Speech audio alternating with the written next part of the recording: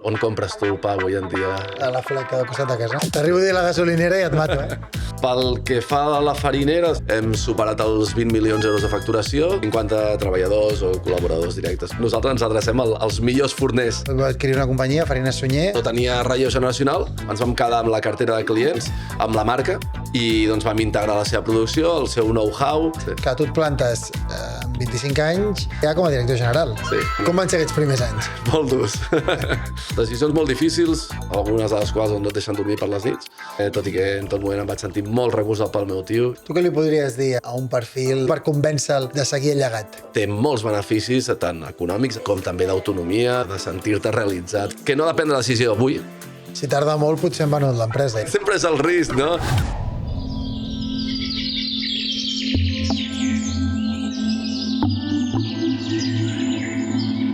Manglar Podcast. Històries que inspiren a emprendre.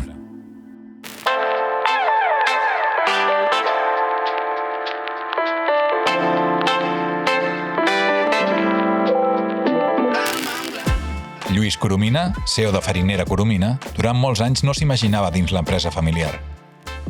En aquest episodi parlem de relleu generacional i de la pressió de liderar només amb 25 anys. Descobrirem com es gira una empresa en un moment crític i per què créixer vol dir prendre decisions difícils. Amb en Lluís parlem de pa i de forners artesans, però sobretot de visió, d'empresa familiar i de com evolucionar un negoci en una indústria tradicional. En un sector on preservar l'essència també és una manera d'innovar. Benvinguts a Manglar Podcast.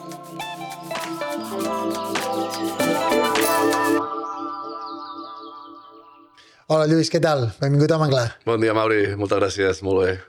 Director general de Farinera Coromina, del grup Agri Energia.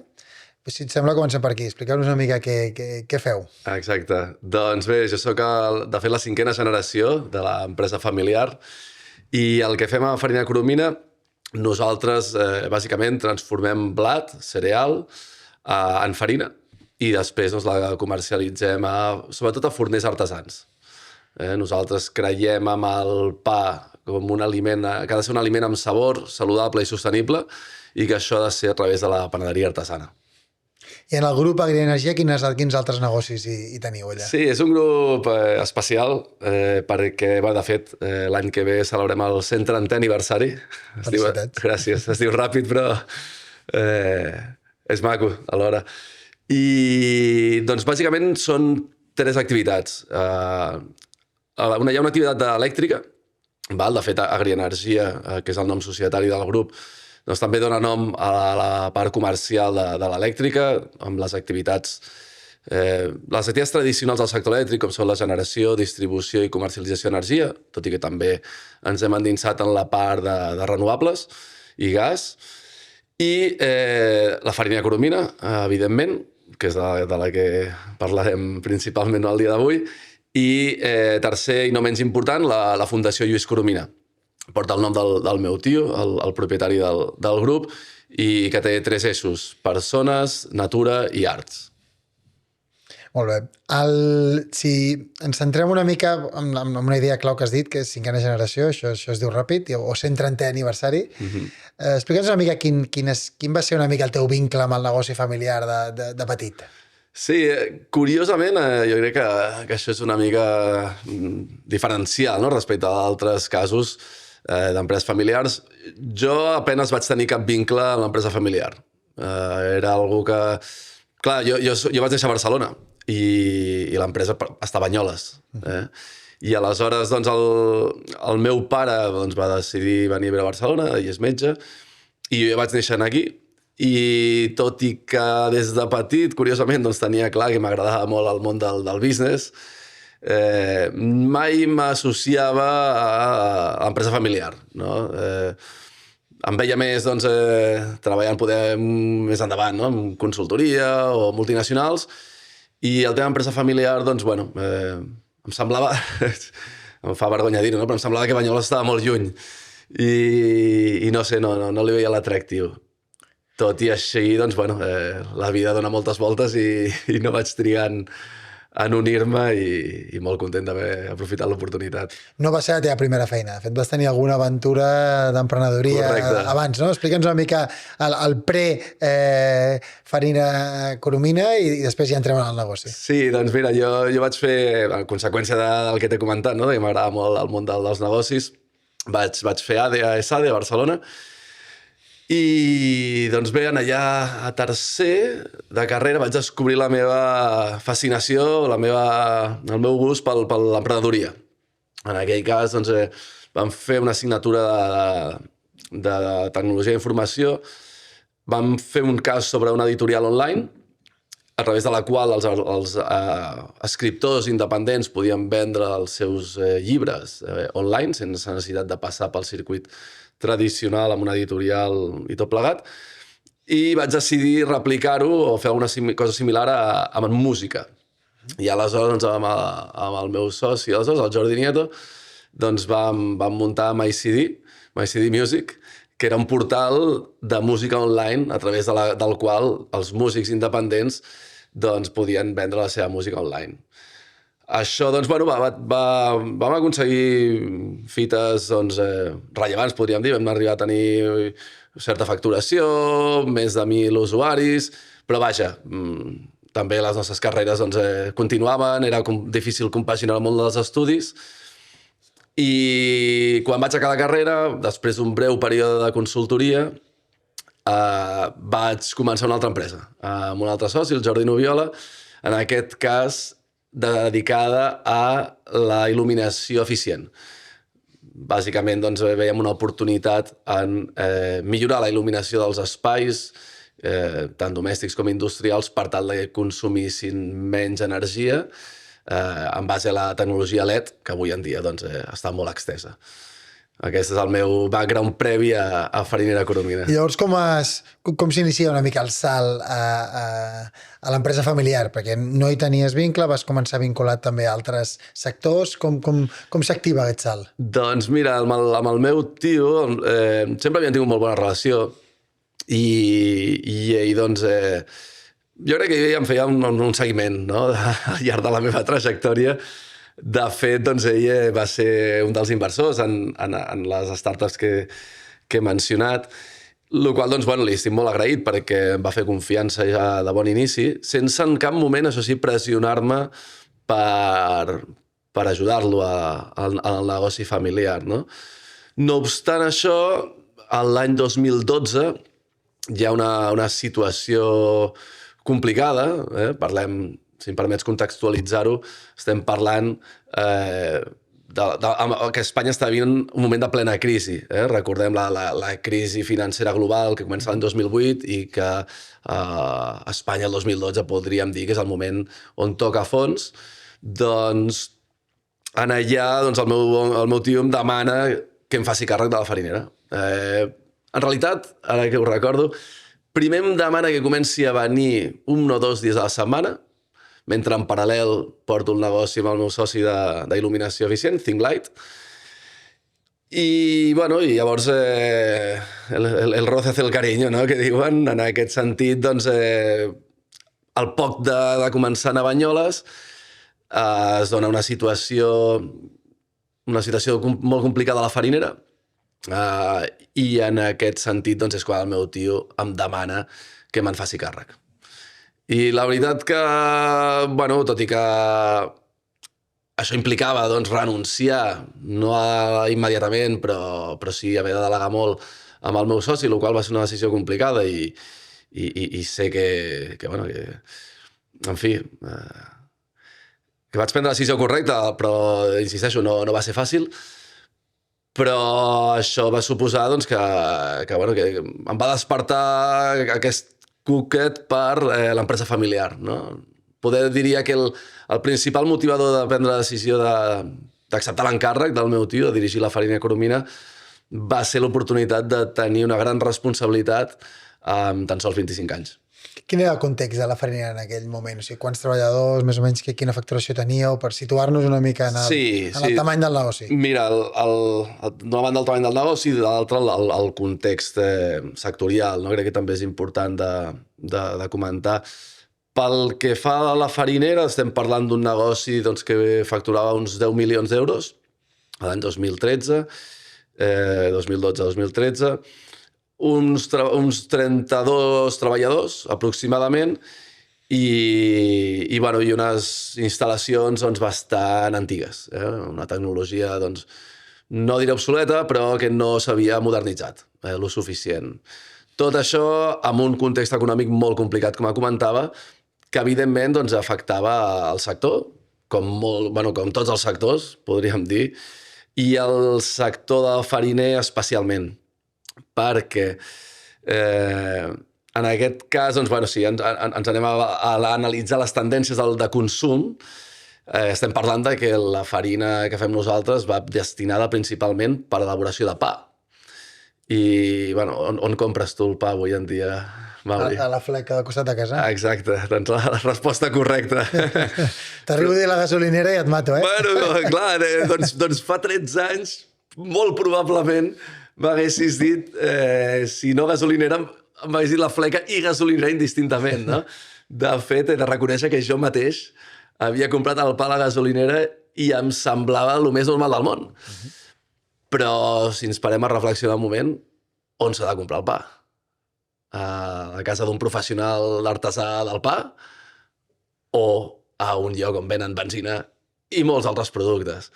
Nosaltres ho tenim molt clar, tot i que va ser en aquell moment que vam decidir, vam haver de fer aquesta reflexió estratègica, però va ser l'inici, no? I amb tot això vull dir que en aquells moments el consumidor no valorava un bon pa, un pa artesà. I per tant s'havia convertit en el pa era un aliment que havia perdut tot el seu valor i que el consumidor només mirava o bé preu o bé conveniència, no? És el que ofereix la benzinera, o bé preu, doncs anar als 2x1 o 3x1 o qualsevol establiment que això. I per tant, doncs, nosaltres en aquest context, doncs, evidentment, patíem, perquè amb una dimensió, com t'he comentat, petita mitjana, érem un mes en el mercat i vaja, jo vaig veure que havíem de diferenciar-nos, no? Després entrarem una mica en el creixement i com ha evolucionat l'empresa. Jo crec que primer potser seria interessant analitzar una mica l'empresa en detall, no? Llavors, si anem entenc que vosaltres, la vostra matèria prima principal seria el blat, suposo que tracteu amb altres cereals, ara ens ho expliques, i teniu la infraestructura pròpia i després teniu tota la part dels treballadors. Comença una mica com per la generació del que és el producte dintre de la farinera. Si anem una mica a la part de la matèria prima, explica'ns una mica aquí, perquè clar, nosaltres pensem farina, però pels que en sabeu, farines n'hi ha de moltes tipologies, no? Sí, correcte.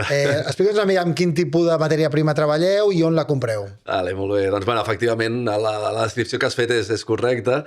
I com bé dius, jo mateix fa 15 anys, si em demanes per què serveix la farina, no estic segur si t'hagués sapigut dir que servia per fer pa. O sigui, imagina't també la meva aterrada a la farinera, en quin context es produeix, on jo mateix no estava preparat a nivell de coneixement del negoci, no? ni del sector.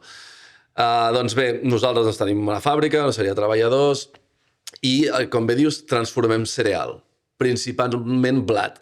I aquí és on ja es produeix una de les nostres principals avantatges, no? Competitives, en el sentit que és la selecció de la matèria primera per nosaltres és fonamental.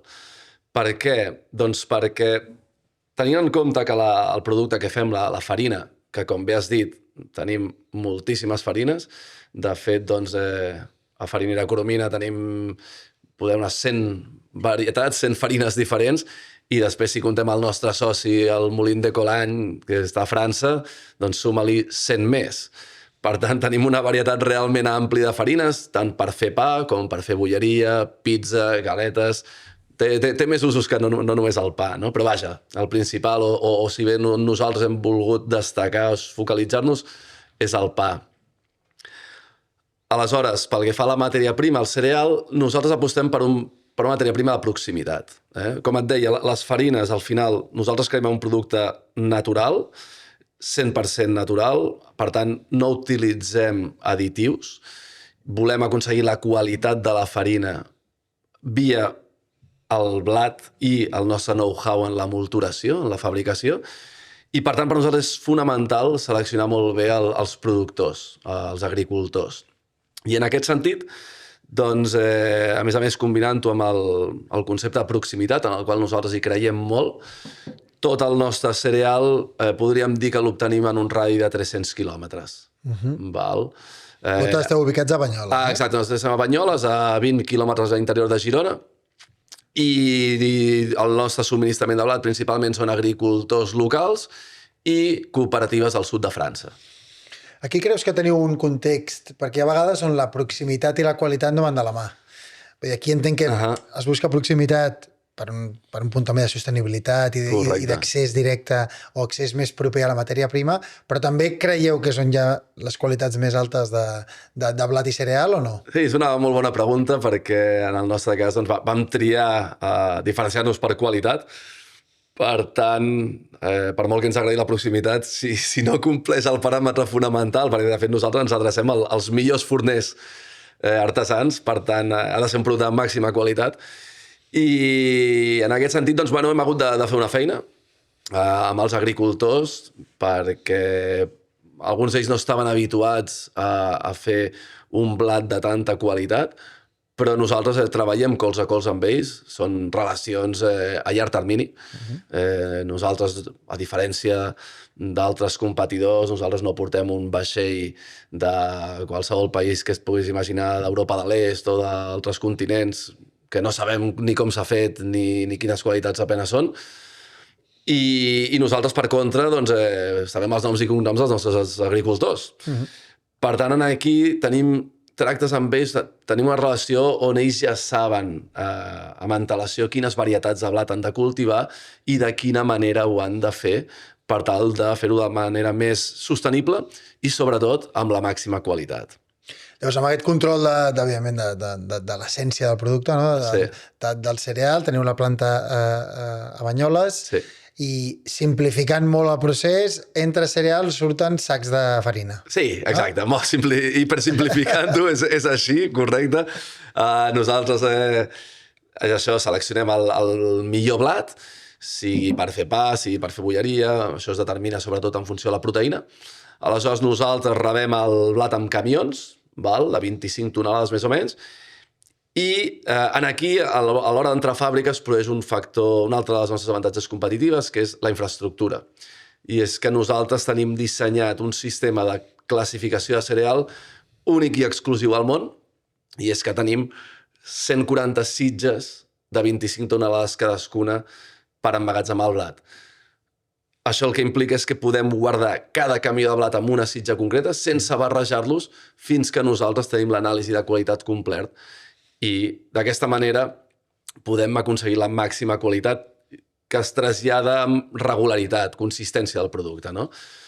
I finalment, quan passa per la molturació, per la transformació del blat en farina, que després podem entrar més en detall si vols, doncs al final envasem sobretot amb sacs de 25 quilos, però també fem formats més petits, 5-10 quilos, i també doncs, per clients doncs, més grans, cadenes de fleques artesanes, podríem dir, també tenim en cisterna. Llavors, tenim tota aquesta farina, has parlat que és un negoci B2B. Sí, exclusivament B2B. Exclusivament B2B, o sigui, la farina ningú la troba al supermercat. A dia d'avui no es pot trobar al supermercat ni tampoc per venda online, tot i que tenim una llau de peticions via Instagram i altres xarxes socials. És una cosa que podem al futur arribarem, però de moment no. Llavors, estem parlant parlaves ara de cadenes de flequers, però en general pel que expliques i tenint en compte el context gourmet o de gamma alta de la farina, estem parlant d'una cartera de clients molt atomitzada? Exacte. Sí, tu ho has dit. És la paraula perfecta per definir-ho, atomitzada. Tenim molts clients d'un tamany més aviat petit, no? Per lo que seria, si mirem l'altra cara de la moneda, estem parlant de grans indústries farineres, grans fàbriques, multiplanta, que s'adrecen a grans fabricants de pa congelat, que després doncs, s'acaba venent, per exemple, les gasolineres, no? Com parlàvem abans per seguir amb l'exemple. I nosaltres, per contra, el nostre client prototip i pel qual nosaltres realment ens desvivim és el forner artesà, la fleca tota la vida, al costat de casa teva, que has dit abans, per exemple. Per acabar de tancar aquesta part per entendre més el producte, crec que teniu aquí un vincle amb Itàlia o amb un producte famós italià important, no? Ens ho comentes? Sí, amb la pizza crec que et refereixes, oi? Correcte. Doncs sí, aquí és una història maca. Vaja, clar, com hem comentat abans, el pa és el nostre focus principal, però veient que se'ns donava doncs, molt bé fer farina per pa, vam veure que al fer la massa de pizza doncs, té moltes similituds i vam decidir doncs, també apostar per aquest mercat. No? Al final estem parlant de mercats diferents. Què passa? Que bueno, en el moment d'analitzar el mercat realment vam fer diversos intents pràcticament des de fa 10 anys i cap havia sigut exitós. No? Al final vaig detectar que a Espanya arribava molta farina d'Itàlia perquè les pizzeries artesanes, els restaurants de pizzeries autèntics, doncs assumien o tenien la percepció de que la farina que venia d'Itàlia era millor, no? Però jo em vaig rebel·lar contra aquest supòsit o contra aquest fet, contra aquesta assumpció que es donava per certa, i vam desenvolupar una farina especial per pizza que, de fet, la pròpia Associazione Verace Pizza Napoletana de Nàpols ens va reconèixer com el primer molí fora d'Itàlia i ens va atorgar aquesta certificació que, doncs bé, va ser un gran hita per nosaltres, no? I ens va permetre despegar també en aquesta nova línia de negoci i fer veure a les pizzeries que podien obtenir un producte d'igual o millor qualitat que la millor farina que venia d'Itàlia, de quilòmetre zero, un factor cada cop més valorat i, doncs bé, evidentment això està tenint molt bona recepció i també hem crescut molt en aquesta línia. El negoci entenc que també ha evolucionat significativament des del 2013. Parlaves de 10 milions de facturació, 30 treballadors. Ara mirem una mica la història del creixement, però per situar-nos a dia d'avui, quina és la situació de la farinera? Sí, doncs mira, podríem dir tancament del 2025, hem superat els 20 milions d'euros de facturació i estem amb 42 treballadors. Per tant, a mi m'agrada dir 50 perquè, de fet, no vull oblidar-me... 42 podríem dir que són les nòmines que tenim, però no vull oblidar-me també o conto també aquells xofers i agents comercials que estan dedicats a nosaltres, no? Per tant, 50 treballadors o col·laboradors directes, com vulguis dir-li. Aquesta doblada de facturació en 13 anys, una mica... Com s'ha anat estructurant? Quins han sigut els principals encerts? I entenc que hi ha hagut errors també pel camí, però vull dir, quina ha sigut una mica l'estratègia que heu seguit? Sí, doncs mira, el primer que em ve al cap va ser la decisió que va haver de prendre, decisió estratègica, molt difícil, però bueno, també l'estratègia vol dir decidir entre A o B, no? Realment moltes vegades vols abarcar-ho tot i una mica venim amb aquesta mentalitat, anem a vendre a qualsevol que es mogui, a qualsevol que consumeixi farina. Però alhora, per sort, va passar més el meu desig de ser el millor en alguna cosa. Jo l'única cosa que tenia clara quan vaig arribar i quan vaig prendre el comandament de la farinera era que volia ser el millor en alguna cosa, era l'única manera que jo veia futur a l'activitat. I doncs en aquest sentit em vaig deixar inspirar pel Jerome, que avui en dia és el nostre director tècnic, i en aquells moments havia arribat feia un parell d'anys, era el nostre tècnic forner, que va ser ell qui em va dibuixar el camí, no? Qui em va dir, Lluís, tenim que especialitzar-nos en qualitat, els forners artesans, i aquest és el camí. Bé, doncs 13 anys més tard podem dir que la vam encertar, que inclús que és evident, o que era evident, però en aquells moments, com hem parlat abans del context, realment no estava gens clar, no? I quan tries una estratègia, una visió, això implica fer renúncies. I en el cas concret doncs, que em demanaves, va haver-hi un moment, anem a dir, poder el 2016 aproximadament, on, bueno, recordo el cas concret, no? Combinàvem clients industrials grans que no valoraven la qualitat del nostre producte, que simplement ens comparaven en preu amb les grans indústries, i amb el forner artesà, i vam fallar amb una entrega amb un forner de Banyoles, que posava en perill vendre-hi a aquell client. I allà va ser quan em vaig donar compte de que no teníem prou focus en el forner artesà, que els grans industrials ens estaven fent, doncs bé, no fer perfectament la nostra feina en el forner artesà, i vaig decidir renunciar a aquest segment de mercat, que pesava poder un 20% en la nostra xifra de negoci, però vaja, sens dubte va ser una decisió correcta, molt encertada, que ens va fer ja centrar-nos exclusivament amb el forner artesà, i doncs bé, hem anat creixent geogràficament. Avui en dia estem presents a tot Espanya, també a Portugal, tenim clients pocs, però bueno, amb ganes de seguir creixent, doncs a França, a Alemanya i a algun altre país. La farina és un producte que costa molt és difícil de viatjar, que es diu, però nosaltres creiem que amb un producte amb molt bona qualitat i diferenciat som capaços també d'afrontar aquest repte, que vindria a ser el següent, el de la internacionalització, un que ens queda ara per perfeccionar, no? I llavors, bueno, ha sigut això, créixer en valor, sobretot créixer en valor, amb número de clients, forners artesans, que també, doncs, per sort, cada cop n'hi ha més. Fa 10 anys només veies que tancaven negocis, que no tenien relleu generacional, ningú volia ser forner. Realment és una feina complicada, però ben enfocada avui en dia amb les tècniques modernes, és un ofici superatractiu i bueno, la gent es guanya molt bé la vida, no? També. Molta feina, però atractiu.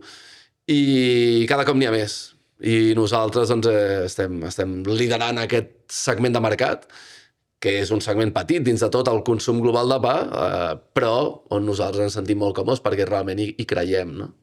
De fet, una mica et diria, més a tall d'anècdota, que la percepció una mica des de Ciutadà és que hi ha cada cop més forner artesà, però hi ha cada cop més forns en general. Vull dir, no sé si és que ha augmentat el consum del pa, però vull dir que també hi ha molta cadena, no? Molta cadena que clarament no es posicionen en la gamma premium, sinó al revés, que van a pur preu. Però vull dir que realment a nivell de presència a peu de carrer, com a mínim aquí a la ciutat de Barcelona, és alta. Sí, a veure, amb cadenes també ha canviat, És a dir, no és el mateix les cadenes de pa, bolleria que hi havia fa 15 anys que les que hi ha ara. Ara ja trobes cadenes de fleques que ofereixen un producte de molt bona qualitat, tot i així l'essència i la diferenciació que tu trobes amb un forner artesà, amb la botiga tota la vida, però amb el forner doncs, que veus que és jove, que ha sapigut jove o no tan jove, però que ha sapigut ser obertament, introduir noves farines, aprendre noves tècniques de producció, no treballa a les nits, que avui en dia parlàvem abans de l'entrevista de la dificultat de retenir talent o de captar talent, és un drama en totes les empreses. Doncs imagina si a sobre li has de dir a una persona que treballa durant les nits, com es feia antigament. Avui en dia encara hi ha molts forns a Espanya que treballen de nit, però això nosaltres, els nostres clients ho estan canviant i això fa que la percepció de l'ofici de forner millori i per tant doncs és una que sí, està elevant el nivell, està pujant el nivell i això és bo per nosaltres, és un win-win triple, no? Si existeix l'expressió, guanya el consumidor primer de tot, té un producte amb més sabor, més saludable, guanya el forner perquè també té una diferenciació que li permet tenir més estabilitat i més projecció de futur i guanyem nosaltres, evidentment. Tot aquest creixement, evidentment, molt basat en aquest nou posicionament i segmentant-vos en el que és la farina de valor afegit i el producte de valor afegit, l'heu anat creant, el go-to-market ha sigut molt orgànic, però sí que hi va haver una adquisició, no? Va adquirir una companyia, Farines Sunyer. Ens expliqueu una mica aquesta decisió. Sí, doncs bueno, estem parlant de Farines Sunyer, una empresa centenària de la Bisbal de l'Empordà, que, bueno, dirigida per la tercera o quarta generació de la família, l'Isidre Sunyer, que treballava molt bé, feia una farina molt bona, i de fet érem les dues farineres de Girona. I, doncs bé, jo veia que fèiem molt bon producte, que teníem molt bon posicionament de mercat. De fet, ens coneixíem ja perquè compartim el projecte És Farina de Girona, que és una farina feta en col·laboració amb els agricultors de les comarques gironines, l'IRTA de Masbadia i el Gremi de Flaquers de les comarques gironines, que van ser ells qui van idear tot el projecte que avui en dia es pot catalogar d'un projecte d'èxit, que ha aconseguit que els forners gironins es diferenciïn, oferint doncs, un producte de quilòmetre zero. I aleshores, doncs bé, l'Isidre no tenia relleu generacional i la veritat que ens vam entendre ràpid, perquè jo valorava molt la seva feina, valorava molt la seva marca i ell també es va sentir molt còmode amb tot l'entorn que nosaltres li vam proposar i va ser una operació molt maca des de tots els punts de vista que ens va permetre guanyar una cartera de clients que avui en dia estan molt contents també amb nosaltres, ja sigui amb la marca Coromina o amb la marca Sunyer, que l'hem conservat. Heu conservat marca i heu conservat també centre de producció? No, en aquest sentit... Explica'ns una mica com ha anat la integració del negoci. Correcte, en aquest sentit nosaltres vam veure que teníem capacitat ociosa, és a dir, nosaltres podíem assumir la producció que estava fent en aquell moment Farina Sunyer i integrar-la dins de la nostra estructura.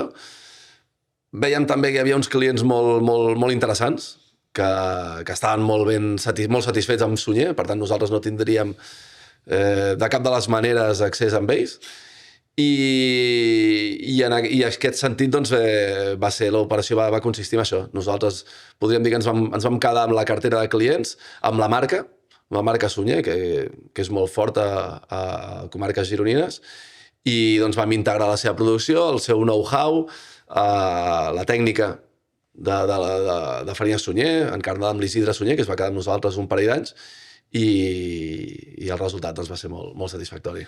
Si anem una mica més a la teva experiència més personal, sí. Que tu et plantes amb 25 anys, com el que deies una mica abans, no? Sense conèixer el sector, sense estar familiaritzat amb l'empresa, amb una experiència limitada, i entenc que vas entrar ja com a director general. Sí, no? efectivament. Com van ser aquests primers anys? Molt durs.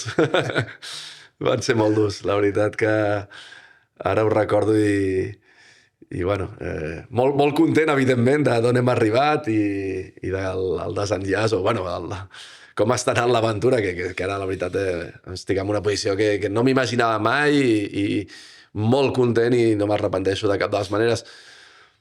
Però alhora també cal explicar que els primers anys van ser molt complicats, fer un turnaround, no? D'una companyia, donar-li la volta, és molt complicat. Has de vèncer moltes resistència al canvi. Hi ha persones que... pensa que vaig heredar un equip que portava més de 10 anys fent les coses de la mateixa manera. Era molt habitual que jo em passegés per la fàbrica i preguntar i això per què es fa així? Quan alguna cosa no em quadrava, em deien per què s'ha fet així tota la vida?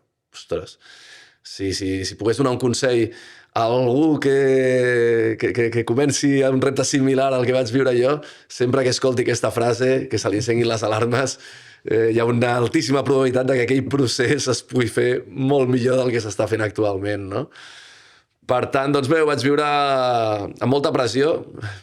Més d'un cop vaig pensar, ostres, Lluís, on t'has ficat i a veure com has començat la teva carrera professional, si realment és la millor manera. Molta pressió, tot i que en tot moment em vaig sentir molt recolzat pel meu tio i això va ser clau perquè pogués tirar endavant. I bé, vaig haver de prendre decisions molt difícils, algunes de les quals no et deixen dormir per les nits, però que al cap i a la fi et fan sentir molt bé a la llarga perquè veus que és la decisió correcta. Quin rol tenia el teu tiet quan tu vas començar? Ell era el que era director abans que tu? O no. Ja ho tenia professionalitzat i tu vas substituir a un professional? Exactament així. Va ser així. Sí, és així com ho descrius. El meu tio, al final estem parlant, com dèiem a l'inici, d'un grup d'una certa dimensió, amb diverses activitats, i el meu tio és el conseller delegat. Per tant, ell delega la gestió dels negocis i jo en aquest cas venia a substituir el gerent d'aquell moment. Recentment sortia un estudi fet per la Universitat Pompeu Fabra, liderat per l'Oriol Amat, que és l'índex de professionalització de l'empresa familiar, vale? Indiquen, és un índex que té en compte certs factors una mica per testar en quin estat de salut a nivell de professionalització està l'empresa familiar a Catalunya. Vale. No? Hi ha diferents àmbits i el primer és una mica la governança. No? Una mica aquí, si existeix un consell d'administració, si està professionalitzat les funcions... Clar. Tu quina empresa et vas trobar en aquest sentit? Com vas començar i com ha evolucionat una mica en aquests anys? Sí, doncs bé, nosaltres hem exercit un procés de professionalització durant els darrers anys, és innegable. De fet, quan jo ja havia arribat, al cap de 2 o 3 anys, el meu tio va prendre una decisió que per mi va ser clau, i és que va nomenar una directora general de grup per tal de coordinar totes les activitats i portar a terme aquesta professionalització a nivell general, no? I donar un aire doncs, molt més professional i de futur de les companyies. En aquest sentit, doncs, avui en dia encara hi és la Montse Oller, que bé, em va apoyar moltíssim també en la travessia del desert, que van ser els primers anys, i bé, va ser una figura clau. I reflexa molt bé aquesta professionalització que va portar a terme el meu tio i que va fer la companyia, el grup en general, i més en particular, doncs bé, a nivell de farinera, una transformació profunda, amb la gestió a nivell directiu, de càrrecs intermitjos, de comitè de direcció, de reporting, també, de tots els nivells, i també de la concepció de la gestió de les persones, que si bé es feia bé, però era un concepte més paternalista, el que dèiem abans, que s'ha fet així tota la vida, els de sempre, un concepte doncs, que per mi és irrenunciable, que és aquí, doncs, si podem ser amics, fantàstic, però el principal és que el negoci funcioni i, a més, doncs, ha de ser un bon ambient de treball, no? Perquè ens passem com a mínim 8 hores i, per tant, ha de ser en un ambient agradable. Quin és Tu solament estàs en contacte amb moltes altres empreses, tant de la província de Girona com solament d'altres àmbits de Catalunya i d'Espanya, que entenc que són els principals mercats. Sí. Té sensació una mica d'aquell nivell de professionalització o el procés que heu viscut vosaltres te pinta bastant pel que expliques per iniciativa pròpia del teu tiet. Tu l'has vist replicat en altres contextos? És a dir, tu veus una tendència aquí, en aquest sentit, cap a una professionalització del que és el negoci mitjà o de tamany mitjà local o no? Sí i no. És a dir, d'una banda veig casos d'èxit molt similars, on, clar, jo m'hi fixo molt amb companys de carrera, no? Hi ha altres casos que han fet un procés similar i veus que el llibre d'estil s'assembla, no? I realment doncs, és el que s'ha de fer en aquest sentit. Per contra, veus casos on poder el propietari no és prou gran com per donar relleu a nova generació i amb una formació doncs, poder diferent. Una cosa que detecto és que en els casos on un denominador comú en aquestes empreses que poder no han fet aquest salt és que el director o propietari va agobiadíssim. I veus que concentra en ell mateix diferents càrrecs, el qual jo puc arribar a entendre en primera instància, no? Perquè dius, bueno, jo vull ser el director comercial, jo vull ser el director de producció, tal. Però això permet, a la meva opinió, que no puguis fer-ho igual de bé que ho faria una persona dedicada. No? Per mi hi ha àrees com director comercial o director de producció que són fonamentals que les porti un especialista. Bueno, i un risc de dependència d'una persona... Exacte, evidentment, si a sobre, pel que sigui aquesta persona, li passa alguna cosa, aquella empresa ho té magre. No? Per tant, bueno, hi ha les dues vessants. La meva reflexió, el meu dubte és si ara, amb tota la revolució que estem veient de la intel·ligència artificial, si els que no estiguin preparats ara perquè encara no han fet aquesta transició prèvia de professionals de la companyia, si estaran perdent el tren definitiu. Vosaltres heu implementat intel·ligència artificial? Sí, dic la veritat, molt content. Hem començat a fer-ho. De fet, hem sigut pioners perquè hem implantat un algoritme d'intel·ligència artificial a la producció, a la molturació del cereal.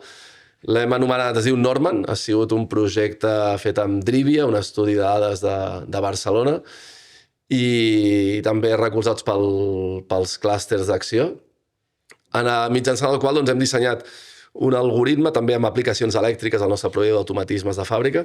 Bàsicament, el que fa aquest algoritme és predir i donar una recomanació sobre el rendiment que obtindrem en la molturació d'un cereal concret, basat en un històric de dades, amb uns inputs del cereal entrant. Però clar, a la pràctica, això el que ens permet és que abans, quan entrava un nou cereal per molturar-se, havíem d'estar hores fins a trobar el reglatge adequat de les màquines i tampoc sabíem si acabava sent l'òptim. I ara ja de bon inici el Norman ens diu regula les màquines d'aquesta manera i has d'obtenir aquest rendiment. El rendiment és la transformació del blat en farina, que sol moure's entre el 75 i el 80%. En el cas de la farina integral doncs és un 100%, evidentment. En el cas de farina blanca, entre un 75 i un 80%, i la resta doncs, és el subproducte, les segones. Comentaves abans una mica la incertesa de veure com seria la implementació de la intel·ligència artificial en el que és el teixit empresarial d'aquí, no? Evidentment, un tema que ens preocupa aquí a nosaltres des de Manglar, i evidentment intentem aportar notes al nostre gra de sorra, és una mica el relleu generacional del que és el teixit empresarial d'aquí. Fa poc teníem el Gerard García de Dili, sí, no? que allà teníem una de les cares de la moneda, que és quan no hi ha relleu, què passa, no? I allà, doncs, evidentment, una sortida, o la més natural, o l'única que hi ha és vendre la companyia. En el vostre cas, és l'altra cara de la moneda, no? Vull dir, sí que hi ha relleu generacional i hi ha una nova generació que s'hi queda. Tu què estàs veient més una mica al teu voltant? Un cas o l'altre? Mira, doncs, on tinc més visibilitat és amb els forners, precisament.